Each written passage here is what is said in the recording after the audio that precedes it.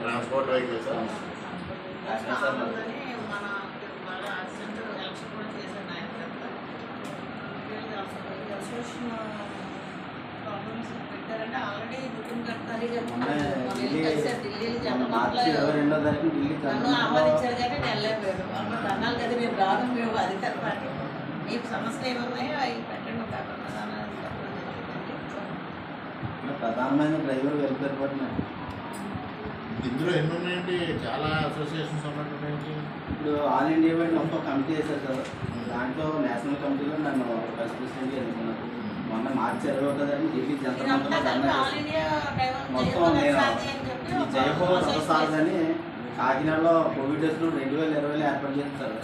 అన్ని స్టేట్లు ఏర్పాటు చేశారు. ఇప్పుడు ఏపీలో నిజంగా నా దగ్గర ఒక 4 లక్షల మంది డ్రైవర్లు అంటే మహిళా డ్రైవర్లు కూడా వచ్చారు. మొత్తం అందరూ చాలా పెద్ద మీటింగ్ పెట్టారు. డ్రైవర్ సమస్యల మీద ఆ రోజే రెజల్యూషన్ చేసుకొని ఇలాగ మనం అడగాలి వెల్ఫేర్ బోర్డు అని చెప్పేసి రెండోది పక్కన ఉన్నటువంటి కర్ణాటక రాష్ట్రం డ్రైవర్ వెల్ఫేర్ బోర్డు ఏర్పాటు చేసింది సార్. ఒడిశా రాష్ట్రం కూడా డ్రైవర్ వెల్ఫేర్ బోర్డు ఏర్పాటు చేసింది సార్. ఏపీలో కానీ తెలంగాణలో కానీ డ్రైవర్ బోర్డు అసలు ఎవరు పరిగణలో తీసుకోవట్లేదు. అతి త్వరలో ఆల్ ఇండియా ధర్నా నిర్వహించాలని మొన్న అమిత్ షా గారికి, నరేంద్ర మోడీ గారికి, కేంద్ర మంత్రి నితిన్ గడ్కరీ గారికి అన్ని రాష్ట్రాల లెటర్ హెడ్ మీద మంచి మా అభిప్రాయాన్ని పొందువచ్చి మొత్తం డైరెక్ట్గా నేషనల్ కమిటీకి అనుమతించారు. ప్రభుత్వం మార్చి ఇవ్వడం జరిగింది. ఈరోజు కూడా ఎలాంటి చర్యలు తీసుకోలేదు. ఆల్రెడీ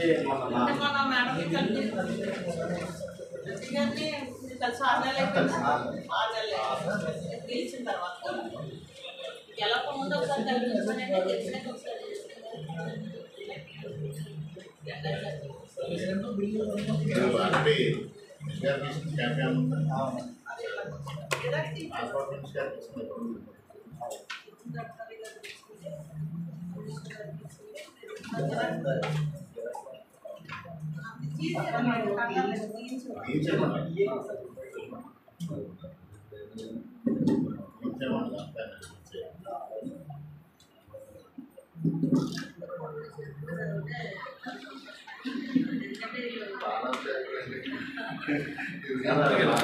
దేశ ఆర్థిక వ్యవస్థను నడిపించేది డ్రైవర్లు అనే విషయం ఎవరు పరిగణించారు. అసలు ఈ రైతు పండించే పంట దేశ సరిహద్దులోనే జవానికి ప్రజలకు రైతు పండించకపోతే మీకు ఉండదు. ఇంకో విషయం ఇందులో డైరెక్ట్గా ప్రభుత్వం మాకు ఏం చేయవసరం లేదు సార్. మా ద్వారా ప్రభుత్వానికి బెనిఫిట్ ఉంటుంది.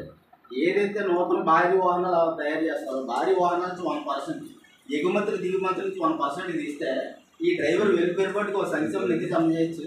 దాని ద్వారా ఏదైనా డ్రైవర్ ప్రమాదవశాత్తు చనిపోతే దాని నుంచి ఒక 10 లక్షలు తీసి అందించవచ్చు. అప్పటి వరకు ప్రభుత్వ అకౌంట్లో నిలవై ఉంటుందండి. మీకు మోదీ ప్రభుత్వమే మీకు హైవే మీద ఫెసిలిటీస్ అన్ని ఏర్పాటు చేసింది మోదీ గవర్నమెంట్. మీకు రూమ్స్ రెస్ట్ తీసుకోవాలి, కంటిన్యూ డ్రైవ్ చేయకూడదు అని చెప్పేసి రూమ్స్ ఏర్పాటు చేసింది మోదీ గవర్నమెంట్. అవునండి, అంత ముందున్నాయా? మోదీ గవర్నమెంట్ ఏమన్నా బీజేపీ ప్రభుత్వం ఎప్పుడు కూడా నెంబర్ 1 మేము మోటార్ బిల్లు ద్వారా మీరు చాలా కంఫర్ట్ లెవెల్ తీసుకొచ్చారు. ఇప్పుడు మోడీ గారు ఉండగా స్వర్ణ చతుర్భుజి పేరుతో వేసినప్పుడే మీకు ఆ రెస్ట్ రూమ్స్ అని ఇంకోటని ప్రొవైడ్ చేసి ఆ రోజు నుంచి మీకు కంఫర్ట్ లెవెల్ వచ్చింది. ఆ రోజు వాజ్పేయి గారు నేషనల్ జాతీయ రహదారులు చాలా బాగా చేశారు. అప్పటి నుంచి కూడా బీజేపీ ప్రభుత్వంలో డ్రైవర్లకి ఏమి ఇబ్బంది లేదు. రహదారిలో ప్రయాణం చేయడానికి ఇబ్బంది అయితే లేదు. కానీ డ్రైవర్లకు అనేది గుర్తింపు లేదని చెప్పి మేము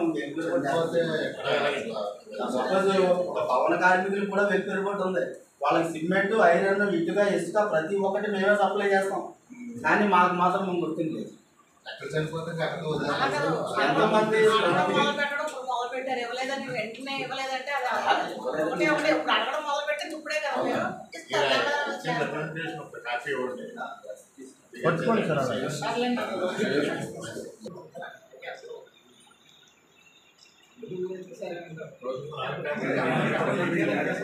రైల్వే స్టేషన్ ఆటో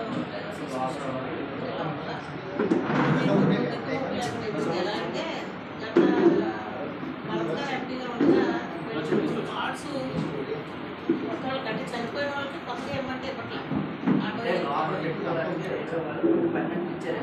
పర్మిషన్ మనం ఆటోలు పెట్టుకోవడానికి వ్యాపారం చేసుకోవడం.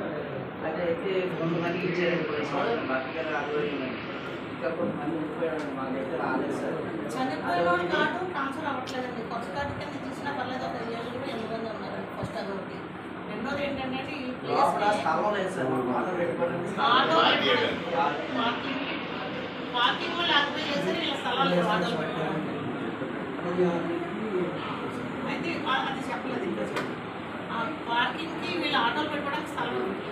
మూడోది ఏంటంటే వీళ్ళు బయట ఉండడం వల్ల ఇప్పుడు ఓవర్లు ఓలాలు ఇవన్నీ వచ్చినాయి కదండి.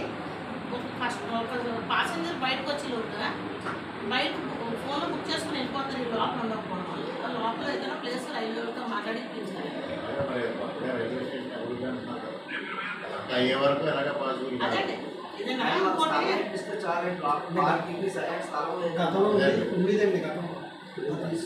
అదొకటి. ఇప్పుడు ఏంటంటే ఎంత కట్టివ్వరు మీరు 6 నెలలకు ఒకసారి. 40 సంవత్సరాల నుంచి ఉంటున్నాం సార్. అంటే గతంలో మేము 5 రూపాయల నుంచి 7,000 రూపాయల వరకు కట్టేవాళ్ళం ఫస్ట్ 82, 83 ఆ టైంలో. ఇప్పుడు వచ్చి మాకు 6 నెలలకు ఒకసారి 3,540 రూపాయలు కడుతున్నామండి. దాన్ని కాస్త మళ్ళీ పెంచారండి. మళ్ళీ ఇప్పుడు దానికి మాకు 6 నెలలకు ఒకసారి 4,750 రూపాయలు అయింది. మాకు అమౌంట్ కూడా తగ్గించడం అడుగుతుంది. ఇప్పుడు అదనంగా పెంచింది 3,540 రూపాయలు కంటిన్యూస్గా కడుతున్నామండి. 4 సంవత్సరాలు కూడా కడుతున్నామండి. మళ్ళీ ఇప్పుడు అదనంగా మాకు ఒక 1,100 యాడ్ చేసి కట్టమంటున్నారండి. ఈ నెల నుంచి యాడ్ చేయమన్నారు.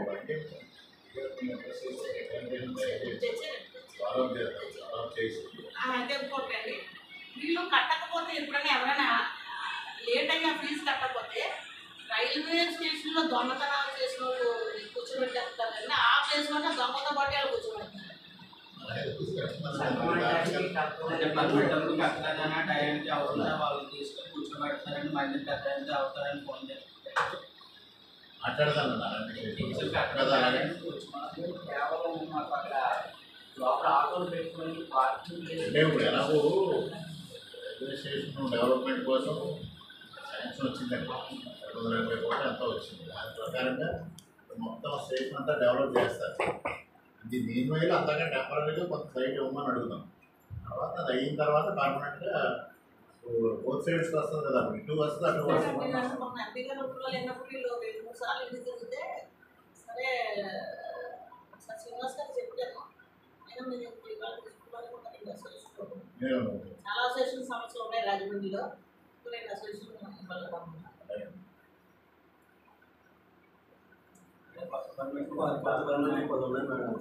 కొత్త పర్మిట్లు కార్డ్స్ 10 మందికి అంటే చనిపోయిన వాళ్ళు అది భర్తీ చేయట్లేదు. భర్తీ చేయకపోయినా పర్లేదు కానీ కొత్త కార్డు ఇస్తే చాలు. ఎంతమంది చనిపోయిన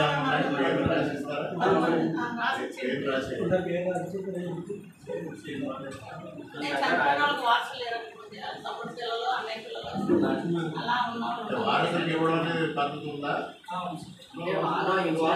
మేము ఇచ్చుకుంటున్నామండి. సంబంధం లేదండి. కానీ వాళ్ళు ఏంటంటే ఆ కుటుంబానికి ఏదో ఆరోగ్యం ఇచ్చి మేము ఇస్తున్నామండి. ఎవరు చెప్పండి రైల్వే సంబంధం లేకపోతే కాకపోతే వాళ్ళకి తెలియదండి. కట్టుమంది వాళ్ళు ఉన్నారన్నది వాళ్ళకి తెలియదండి. నేను కట్టే చెప్తే సరిపోతున్నారు కదా చెప్తా సరిపోతుంది.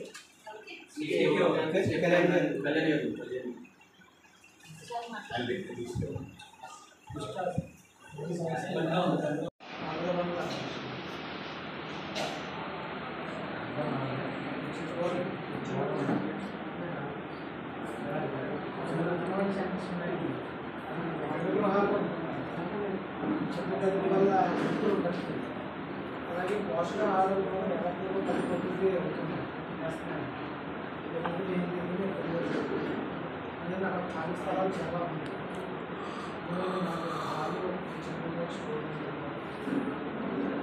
నాకు అంగన్వాడీది డిజైన్ వాళ్ళ దగ్గర ఉంటుందండి. మనం డిజైన్ చేయడానికి ఉండదు, స్టాండర్డ్ డిజైన్ ఉంటుంది. ఆ స్టాండర్డ్ డిజైన్ ప్రకారం కట్టుకు కొన్ని శాంక్షన్స్ వచ్చినాయి. మరి ఇది వచ్చిందో లేదో తెలుసుకోండి. ప్రతి నియోజకవర్గానికి రండి.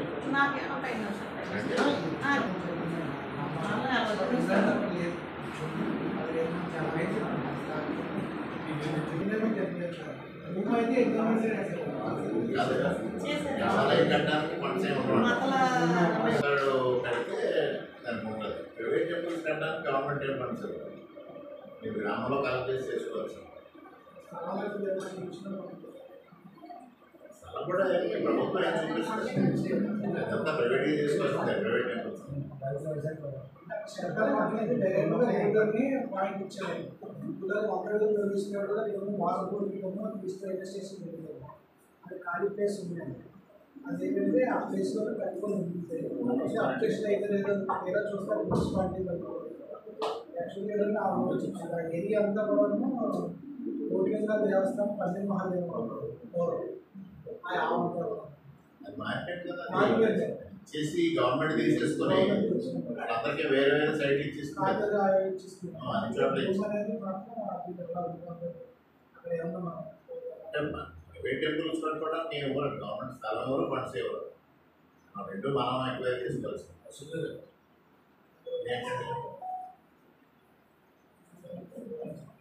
గవర్నమెంట్ జూనియర్ కాలేజ్ నుంచి ఐఐటి జంక్షన్ రైల్వే స్టేషన్ చాలా విరిపాకలో కూడా కొత్తగా నిర్మాణం జరగాలి. రెండోది ఏంటంటే వర్షాకాలం వస్తే అక్కడ నీరు చాలా ఎక్కువ ఇబ్బంది అవుతుంది. శాస్త్ర పరిష్కారం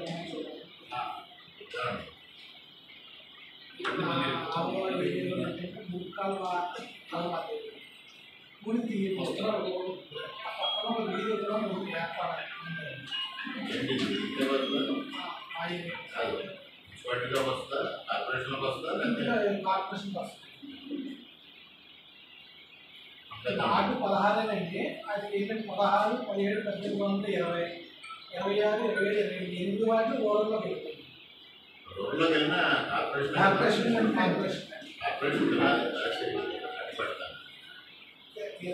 ఇంకో విషయం ఏంటంటే మన ఇండియన్ సాయిల్ కదా వీధి వ్యాపారస్తులకి మనం అప్లికేషన్ పెట్టచ్చు. పైనుంచి ఆటలు సచివాలయం అదేంటంటే చిరు వ్యాపారస్తులు చేసుకున్నాం 15,000 లోన్ ఇచ్చి అది కొద్దిగా నుంచి అభివృద్ధి చేసుకోవడానికి ఏర్పాటు జరిగింది.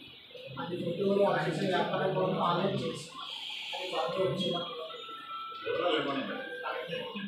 వివరాలు ఎంతమంది అప్లై చేశారు ఏంటి కొంచెం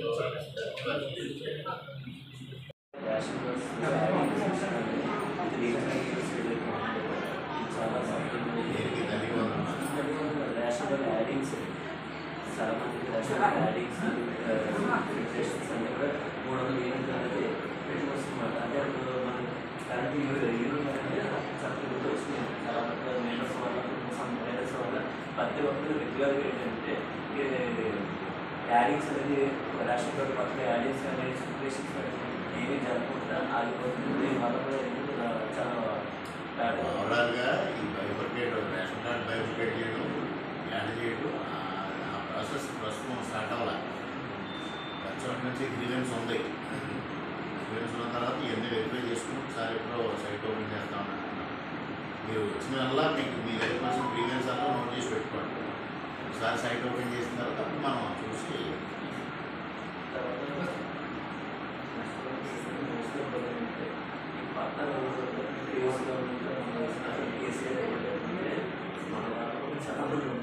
పట్టాలు అంటే భూమి చూపించడానికి పట్టాలకి ఇచ్చి ఉన్నాను. అదేంటంటే వచ్చిన కొత్తగా ఏమి లేదు, కొత్తగా పెట్టుకోవడానికి 80,000 పెట్టుకుంది. పాతగా ఉన్న వాళ్ళకి ఆల్రెడీ 80,000 10,000 అంటారు. కానీ వాళ్ళ ఒకసారి సందేహం ఏంటంటే మన గవర్నమెంట్ వచ్చాక ఏంటంటే మనం పంచాయతీ తరఫున సిటీ మొత్తం 3 సెంట్లు అనేది ఉంది. మా పరిస్థితి ఏంటి అంటే మాకు పట్టా ఇచ్చారు కానీ మాకు ఎట్లాంటి అటువంటి ఇచ్చిన పట్టాలు వ్యాలిడ్ కాదు. మీకు పట్టా ఇచ్చేసి భూమి చూపించకపోతే అది వ్యాలిడ్ పట్టా కాదు. ఏంటంటే ఎలక్షన్ టైం దృష్టిలో పెట్టుకొని పట్టాలు తయారు చేసి ఇచ్చేసారు అంతే.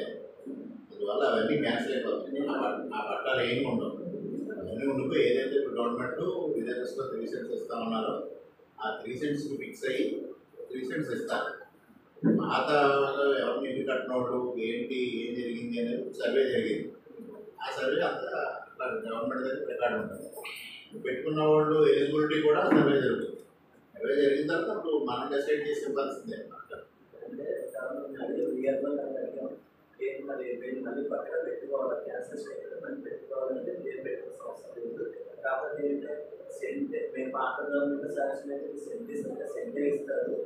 ఇది 3 సెంట్లు 2 సెంట్లు అనేది ఎలిజిబిలిటీ రాదు లేదు అన్నట్టుగా వాళ్ళు డైరెక్షన్ ఇస్తున్నారు. దీంట్లో ఇట్లా అందులో కాకుండా డిఫెన్స్లో జనాలు అదొక బ్యాడ్ అవన్నీ జరుగుతాయండి. జనాలు ఏంటంటే సబ్జెక్ట్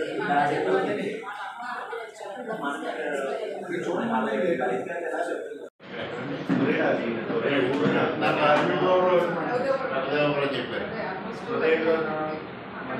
వచ్చినప్పుడు మొత్తం ఉండిపోయిందండి. ఆ రోజు వీడియో తీసాను చూపించాను చెప్పాను. ఆ కాంట్రాక్ట్ వెళ్ళిపోయాను అన్నారు. కోటి బిల్లు ఆడుతుంది ఎవరైతే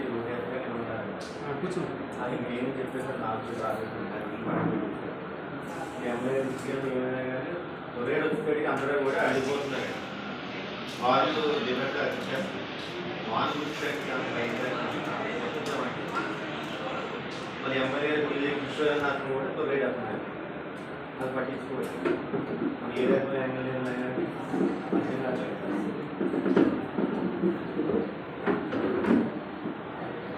అది మార్చి తర్వాత కాల్ డ్యామేజ్ అయిపోతుంది.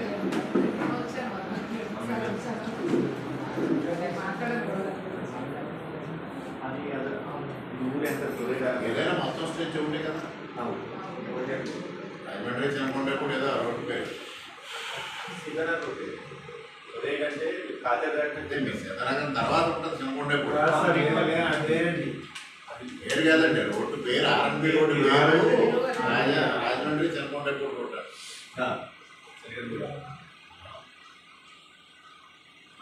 ఈ శతనగరం రోడ్డు ఉంది కదా ఆర్ఎన్బి రోడ్డు రాజమండ్రి చనుకుంటే కూడా రోడ్డు అది అదేంటి మధ్యలో కొన్ని స్ట్రెచెస్ ఆగిపోయినాయా?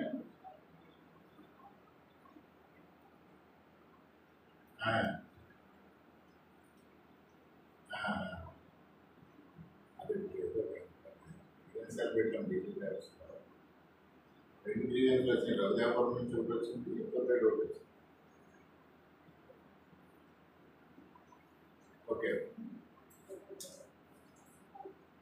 సరే అందుకోసం ఆగాడు రీస్టార్ట్ చేస్తున్నాడు మొదలు పెడుతున్నాడు. అట్లా నేను బ్యాక్ అవుతాను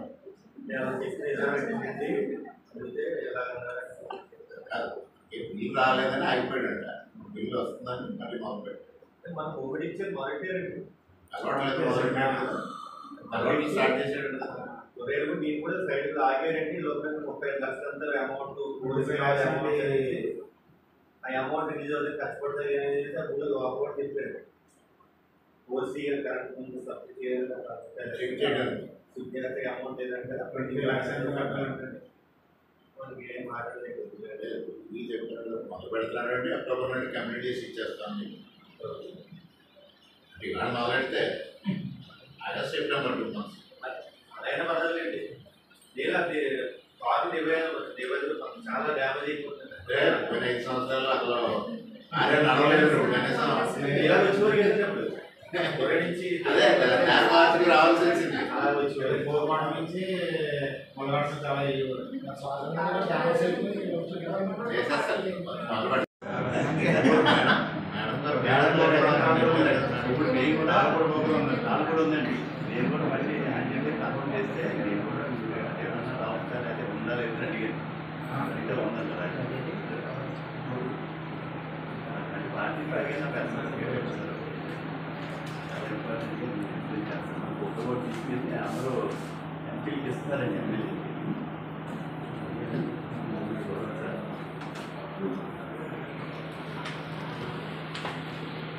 ఎమ్మెల్యే మనం ఏం చేయగలుగుతానంటే 8 ఏళ్ళు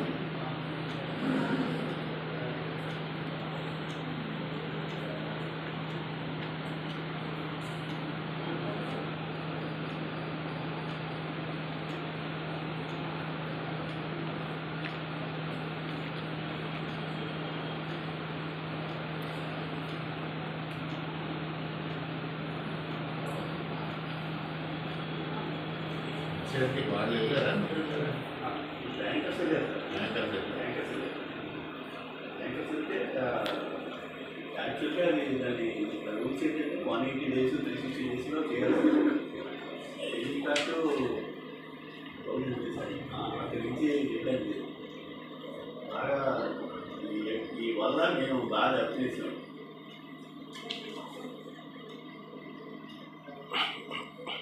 బిజినెస్ అది water treatment drinking water maintenance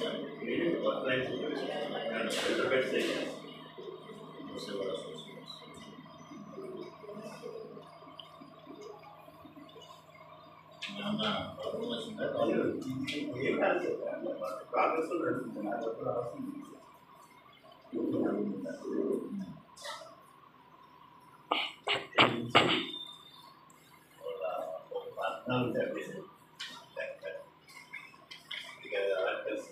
ఇక్కడ ఏం చేశారంటే క్రెడిటర్స్ గ్రూప్ అంతా పెట్టినట్టు ఎంపీకి ఎమ్మెల్యేకి రిప్రజెంటేషన్ ఇచ్చి గ్రూప్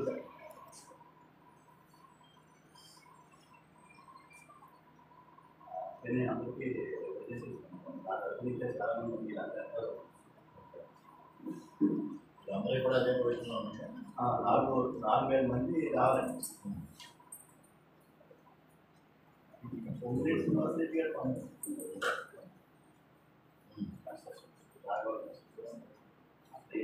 పంపలేదు, చెప్పలేదు, ఇది చేసింది. ఎంతమంది ఉంటుంది డిక్లేర్ చేయడం కదా అన్నీ చేయాలి సార్. అది గురించినాక అది అవుతుంది. అన్నీ అందరూ క్రియేటర్స్ అందరికీ అంటే 2 కోట్లు రావాలి. 2 కోట్లు వస్తే 1,43,00,000 సరే ఎంత వస్తే అంత వస్తుంది. పైన అన్ని ఓకే చేసి ఇంకా అది చేయడం లేదు. డైరెక్ట్ దాటి మేము కటాఫ్ చేసి దాటి అది అన్నా నుంచి చూసి ఇంకా ఏం చేసుకోవచ్చు. సరే మీది కాంట్రా ఉందని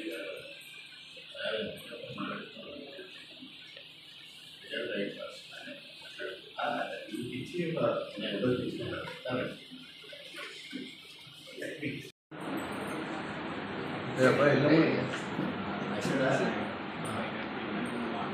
మార్కెట్ కాదా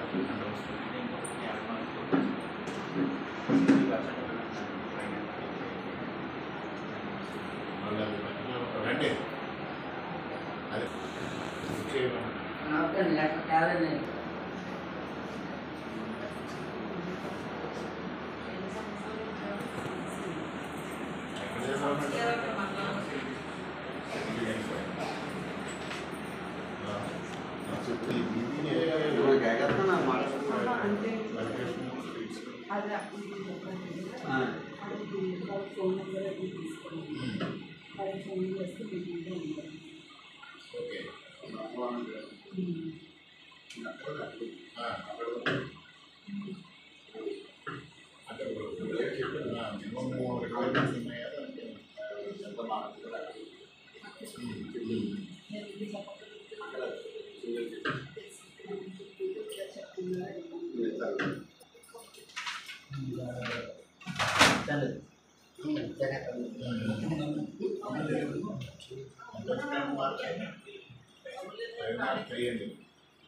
అది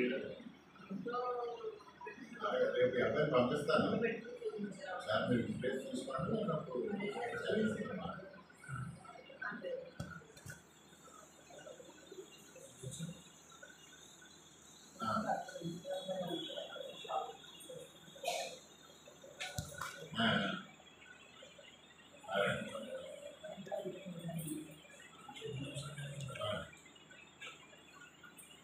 అదే వీళ్ళు వస్తానంటే ఎక్స్ప్లెయిన్ చేయండి సార్.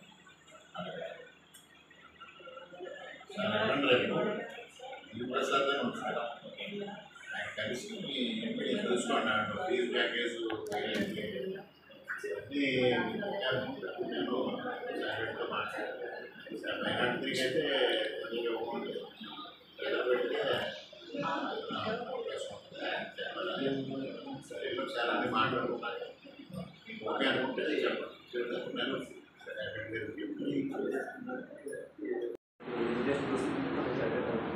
అక్కడ వెళ్ళాక ఏమంటే అధికారులు కూడా కొంతవరకు మాత్రమే అంటే మనకి వెళ్ళిన తర్వాత అంటే అసలు మనకి వచ్చే 8 days వరకు వస్తుంది. కానీ అది మధ్య మనకి ఇవ్వలేదు. మన వెంటనే మనం రిలీజ్ ప్రాబ్లమ్స్ ఉన్నా సరే అది లైట్గా తీసుకుంటున్నారు. అర్థం కాదు అయితే తీసుకోవడం అంటే అధికార పక్షంలో ఒక పార్టీ వరకు వాళ్ళు ఇంపార్టెన్స్ ఇస్తున్నారు. మిగతా వాళ్ళందరికీ ఇప్పుడు టీడీపీ ప్రెసిడెంట్ సెక్రటరీ మాత్రం పిలిచి మిగతా వాళ్ళందరూ కూడా కొడనాయకులు అంటున్నారు.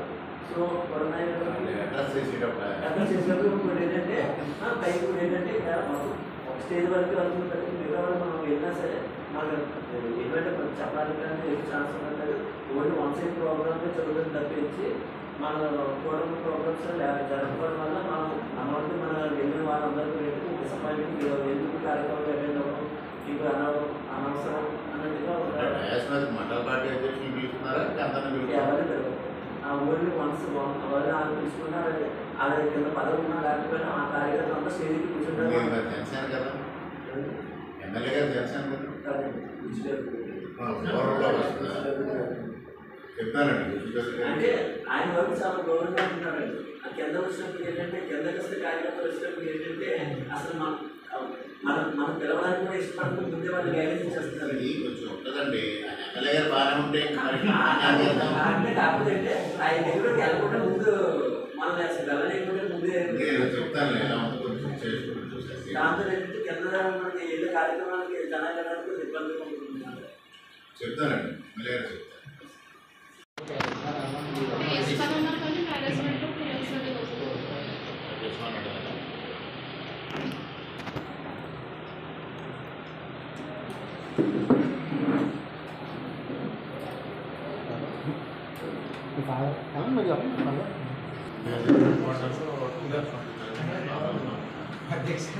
टाइम पर दो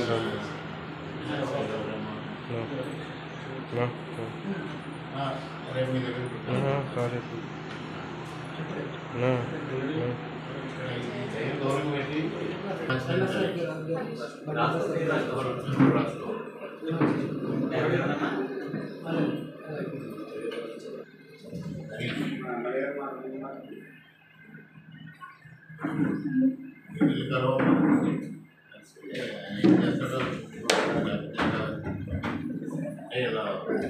కాలేజీలో యాటిట్యూడ్ ఎలా ఉంటుంది దగ్గర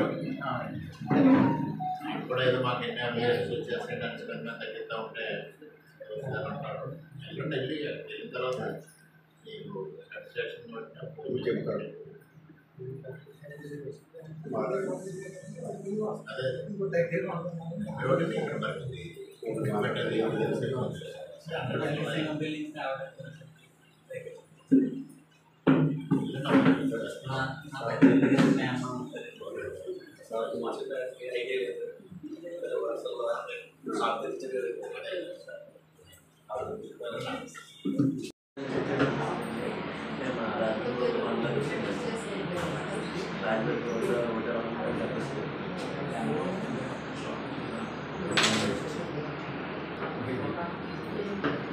లాలా చెల్లి బీజేపీ వాళ్ళతో డిఎన్సీలు పెట్టాం. లాలా చెల్లి అది ఈవినింగ్ 5 to 7 పనిచేస్తాను. మార్నింగ్ 5 to 7 అక్కడ వీళ్ళకి నమ్మకం లేకుండా ఎవరు కంప్లైంట్ వచ్చి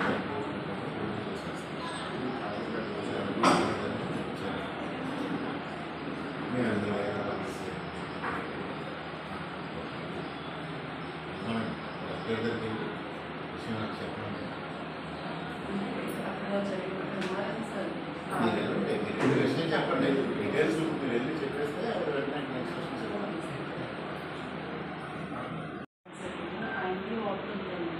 హోటల్ అండి అంటే ఎడ్యుకేట్ చేసుకుని చేస్తున్నారనమాట. దాని ముందే పుష్కరానికి సంబంధించింది ఎఫెక్ట్ ఉంటుందండి.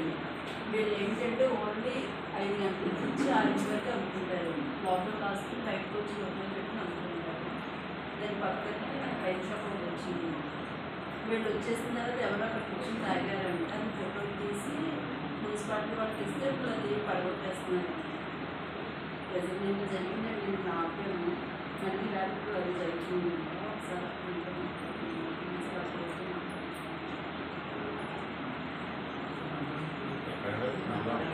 కావాల్సిన సెంటర్లోనే అలా చదువుకుంటే సంబంధం మున్సిపాలిటీకేనండి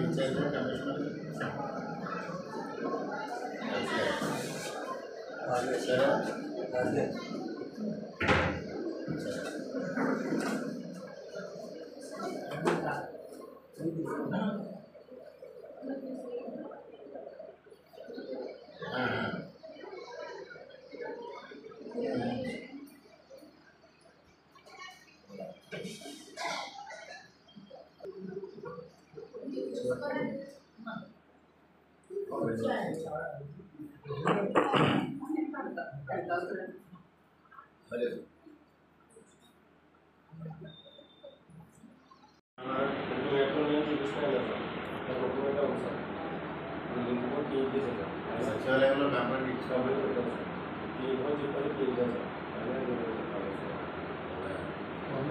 సూపరింటెండెంట్ రాసేవాడు పంపించి అన్ని స్కాల వరకు సరి చేశారు. సరి చేసినప్పుడు కూడా పండి మళ్ళీ ఇంకేమన్నా ఉంటే మళ్ళీ వెరిఫై చేసి సరి చేసేస్తాను. ఎంతమంది పిల్లలు డీటెయిల్స్ అన్నీ రాసి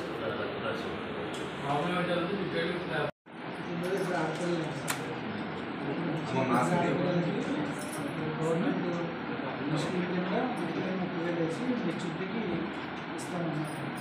వీళ్ళు పాప పెద్ద పాపకి మ్యారేజ్ అయింది, మెచ్యూరిటీ వేసుకొని వచ్చింది. కానీ ఆ సర్టిఫికేట్ అయి పెట్టుకొని ఐసీడీ ఆఫీస్ సర్వీస్ మళ్ళీ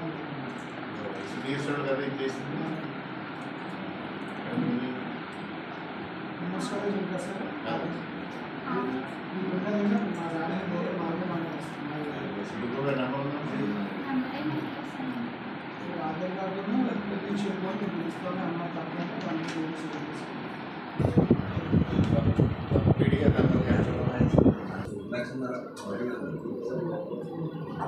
మాట్లాడతాను.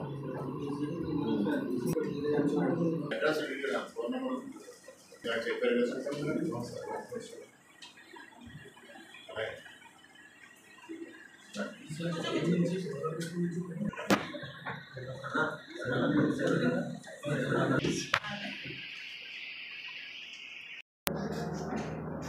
ఈరోజు రాజమహేంద్రవరం తూర్పుగోదావరి జిల్లా భారతీయ జనతా పార్టీ కార్యాలయంలో ఫిర్యాదుల సేకరణ కార్యక్రమానికి రాష్ట్ర పార్టీ ఆదేశాల మేరకు చేపట్టడం జరిగింది. మొదటగా తూర్పుగోదావరి జిల్లాలో భారతీయ జనతా పార్టీ నాయకులకు కానీ కార్యకర్తలకు కానీ వారి ద్వారా ప్రజలకు కానీ ఉన్న సమస్యల్ని ఫిర్యాదుల రూపంలో స్వీకరించి వాటిని సంబంధిత అధికారులకు కానీ లేదా ప్రజాప్రతినిధులకు కానీ పంపించి ఆ విషయాల్ని పరిష్కారం చేయడం కోసం ఈ విధమైన కార్యక్రమం చేపట్టాలనేది రాష్ట్ర నాయకత్వం ఇటీవల ఆదేశాలు జారీ చేయడం జరిగింది. వారి ఆదేశాలకు అనుగుణంగా ఈరోజు నేను ఈ కార్యక్రమాన్ని భారతీయ జనతా పార్టీ జిల్లా కార్యాలయంలో చేపట్టడం జరిగింది. ముఖ్యంగా అనేక సమస్యలు ముఖ్యంగా భారతీయ జనతా పార్టీ జిల్లా వ్యాప్తంగా ఉన్న కార్యకర్తలకు కానీ నాయకులకు కానీ ఒక ఛానల్ ఉండాలి. ఆ ఛానల్ ద్వారా అధికారులకు కానీ లేదా ప్రజాప్రతినిధులకు కానీ ఈ సమస్యల దృష్టికి తీసుకువెళ్లాలనే ఒక ఆలోచనతో ఈ కార్యక్రమం చేపట్టడం జరిగింది. రాష్ట్ర వ్యాప్తంగా కూడా రాష్ట్ర పార్టీ కార్యాలయంలో వారధి కార్యక్రమం ద్వారా ఇటువంటి కార్యక్రమాన్ని భారతీయ జనతా పార్టీ చేపట్టడం జరిగింది. దానిలో ముఖ్యంగా ఎమ్మెల్యేలు, ఎమ్మెల్సీలు, ఎంపీలు పాల్గొని ప్రజల నుంచి కానీ కార్యకర్తల నుంచి కానీ ఫిర్యాదులు సేకరించి వాటి సమస్యల పరిష్కారం కోసం కృషి చేయడం జరుగుతుంది. అదే విధమైన కార్యక్రమం ఈరోజు కూడా ఇక్కడ కూడా చేపట్టడం జరిగింది. ముఖ్యంగా మరి ఈరోజు దాదాపుగా అనేక మంది రావడం జరిగింది. ముఖ్యంగా రోడ్లకు సంబంధించి అనేక సమస్యలు రావడం జరిగింది. ఇంకా జగన్మోహన్ రెడ్డి హయాంలో రోడ్లు ఎంత అస్తవ్యస్తంగా ఉన్న పరిస్థితిని మనం చూసాం. ముఖ్యంగా ఏదైతే రాజమండ్రి నుంచి సీతానగరం వెళ్ళే రహదారి గురించి 3 ఫిర్యాదులు రావడం జరిగింది.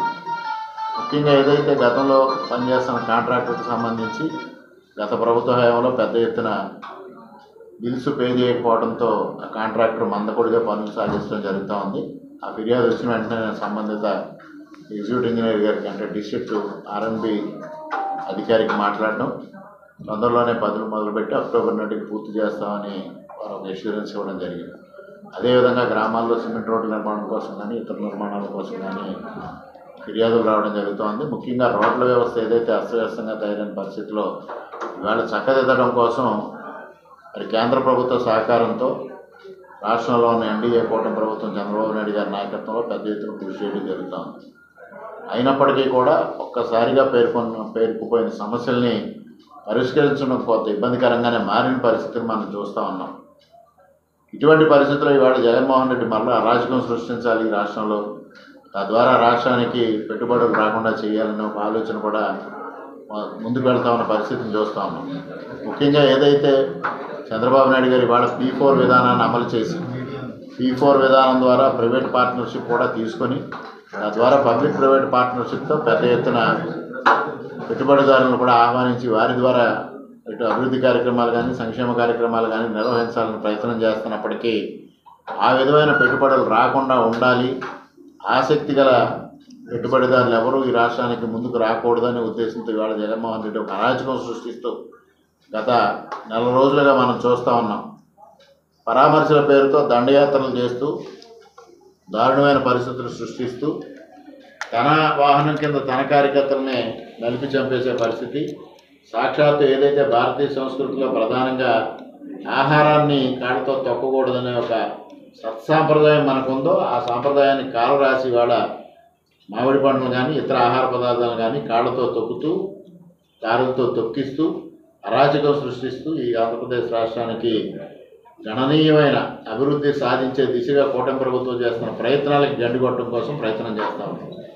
ప్రజలందరూ గమనించాల్సిన అవసరం ఉంది. ఇవాళ ఈ రాష్ట్రంలో అస్తవ్యస్త పరిస్థితులను సుస్థిరపరచడం కోసం ఇవాళ కూటమి ప్రభుత్వం పనిచేస్తూ ఉంది.